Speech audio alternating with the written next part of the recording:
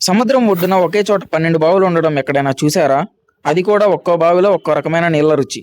ఈ టెంపుల్ ఎక్కడో చెప్తాను. ఫస్ట్ అయితే రీల్‌ని లైక్ చేసి మీ ఫ్రెండ్స్‌కి అయితే షేర్ చేయండి. మచిలీపట్నం నుంచి 11 కిలోమీటర్స్ వస్తే మంగనపూడి బీచ్ ఉంటుంది.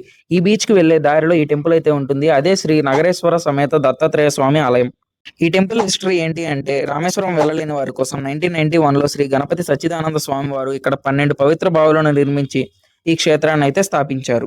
ఈ టెంపుల్‌లో మేజర్ హైలైట్ ఏంటి అంటే ఈ 12 బావులు ఒకే వరుసలో పక్కపక్కనే ఉన్న ఒక్కో బావిలో ఒక్కో ప్రత్యేకమైన రుచి అండ్ మినరల్స్ ఉంటాయని చెప్తారు. అలాగే ఒక్కో బావికి ఒక్కొక్క నేమ్ అయితే ఉన్నాయి. ఆ నేమ్స్ అన్ని పిన్నుడ్ కామెంట్‌లో ఉన్నాయి. ఒకసారి చెక్ చేయండి. రామేశ్వరంలో 22 బావుల ప్రత్యేకత ఎలాగో మన ఆంధ్రప్రదేశ్‌లో ఈ 12 బావులు కూడా అంతే ప్రత్యేకత.